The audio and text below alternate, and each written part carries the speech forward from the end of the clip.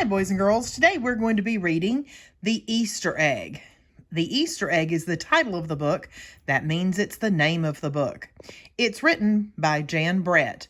She is the author. That means she wrote the story. And she's the illustrator. That means she did the beautiful pictures. Now, this is the front cover of the book. This is the back cover of the book. And this is the spine of the book. All right. Let's take a look. This is The Easter Egg. It's by Jan Brett. This is our title page. It does have a dedication, and they said, "Thank you, Rabbit Models."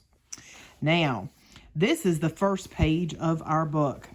It's the story of The Easter Egg by Jan Brett. Here we go. Cheer up, cheer up. Spring is here. Time to start on my first ever Easter egg, Hoppy said. Each year, the bunny who decorated the winning egg got to help the Easter rabbit hide the eggs on Easter morning. Oh, we have already found one of our characters. There is our bunny.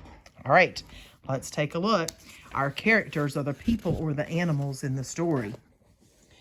Hoppy had been dreaming about that bunny all year long. Now it was time to get started. Everywhere Hoppy looked, rabbits were working on dazzling eggs. I need an amazing idea, he thought. Hoppy spotted Flora Bunny planting spring wildflowers in her eggs. The Easter rabbit will love these colorful flowers, he thought, and started picking flowers for his egg. Here's a basket for your flowers, Hoppy, Flora said. Now we have found Hoppy, that's one of our characters, and Flora Bunny. All right, let's keep going. Now, chop, chop, scrape, scrape, Hoppy spied Buster Birch carving a magnificent wooden egg. I wish I had some wood for my egg, he wished out loud. Here you go, Hoppy, Buster Birch said, and he put a smooth, round piece of wood in Hoppy's basket. Thank you, Buster, Hoppy said. We can also see some things about our setting. This story takes place outside, and we can also figure out that it's near Easter. That's the season of spring. Hoppy was hopping along when the smell of sweetness led him out of the woods and straight to the chocolate egg that Aunt Sassafras was decorating with creamy frosting squiggles and bows. Hello, Hoppy, she said, and she put some chocolate squares in his basket. Hippity hop, Hoppy exclaimed. I'll make the Easter rabbit a chocolate egg so sweet it will make his whiskers tingle. Then Hoppy saw Granny Irony decorating one of her fabulous story eggs. First, she traced a design on the egg with a special tool. Then she dipped the egg in pots of yellow, green, orange, and red dye, adding to the design each time. There's another character, Granny Irene.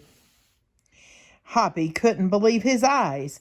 I'll never make an egg that beautiful, he told Grandma Irene. She smiled. Try, she said, giving him one of her special tools. Hoppy was hopping by Hans Vanderbilt's garden when he spotted an extraordinary egg. Here's another part of our setting. We're out by the garden. Hans was painting a portrait of the Easter rabbit, so real that he looked alive. Fantastic, Hoppy exclaimed. Thank you, Hoppy, Hans said. Why don't you make a painting on your egg? He gave Hoppy a pots of paint and a fine brush. As Hoppy bounced along, a loud boing nearly knocked him off his feet. It was a whirling, twirling mechanical egg. Whoa, Hoppy said. That's an unusual egg. Would you like to make one? Roberto asked. We have even more characters in our story. Hoppy tried hard, but the harder he tried, the more parts and pieces piled up around him. "Thank you, Roberto," he sighed, "but I think I better make the egg that is right for me." Hoppy hopped back to the woods and lay down under a tall tree to think. "Making a beautiful egg is harder than I imagined," he thought. "I guess I don't have to win. I just want to make an egg I am proud of." Suddenly the woods rang with the squawking of birds sounding an alarm. Mother Robin swooped down, calling wildly as if she couldn't decide where to go. An egg had tumbled out of Mother Robin's nest. Inside the perfect blue egg was a baby robin that needed its mother to keep it warm until it hatched. Hoppy knew what he had to do. He sat down carefully and covered the blue egg with his soft, warm fur. "I'll take care of you the best I can," he whispered. Relieved, Mother Robin chirped and settled down on her other 2 eggs. Normally, it would be the birds who would be on top of those eggs. Hoppy never left the robin's egg. It was sunny and warm. He carefully turned the egg in its nest of moss. It was rainy and cold. He kept the egg covered and dry.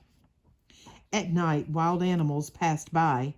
Hoppy crouched down and stayed hidden in the ferns.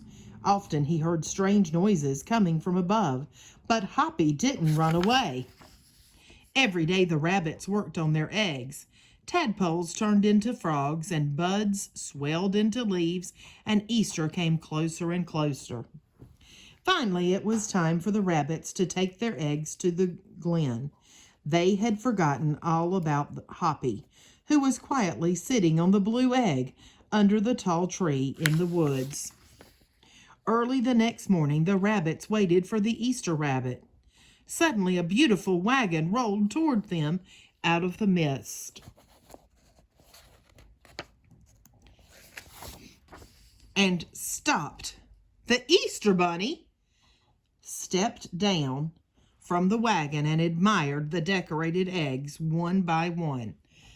"Oh, you have brought me the most beautiful eggs in the world, but a very special one is not here," he told them. The rabbits were puzzled. Whose egg could it be? "Fill my wagon with your wonderful eggs," he said. "When I return, I will show it to you." And he disappeared into the woods.